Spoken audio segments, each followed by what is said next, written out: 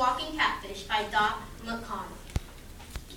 I was raised over there at Thorny Point, close to Tucker's Knoll. Seemed like all I ever done was whole corn or fish, and I fished as much as I could. One day I was down there at John Watson Mill Pond, fishing, catching catfish.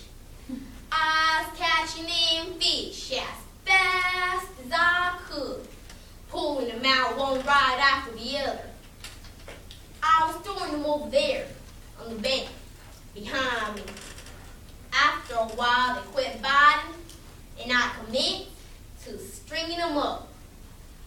All the dam had done died and got stiff, lying there in the hot sun, except for one old catfish.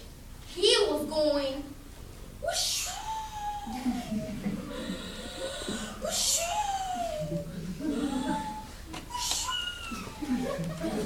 still breathing, while I just hung him on my string line and went on to the house. I started to clean them fish, but I tossed the old fish still breathing over in the grass. The next morning, that old fish was still a-living. You know, I struck up an idea. I just thought I'd start training that old fish. I fixed him up with a bucket of water and took him out of the water about 2 hours the first day, and about 3 hours the second day, and about 4 hours the next day. And I keep on working with him and working with him until I left him out all morning. Finally, I left him out all day long. It wasn't long before that fish learned to stay out of the water completely and never went near the water at all. That old fish was the finest pet a girl ever had. I named him Homer.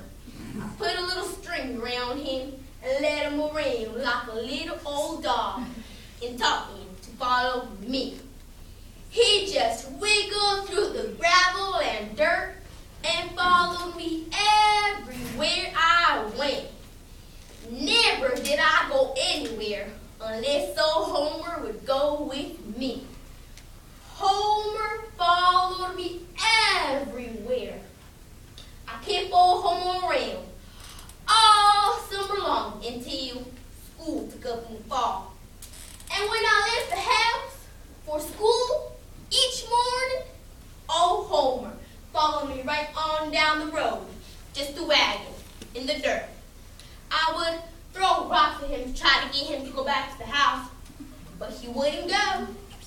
One day, as I was walking to school, I kept looking over my shoulder, and he was still wiggling there in the dirt, following me down the road.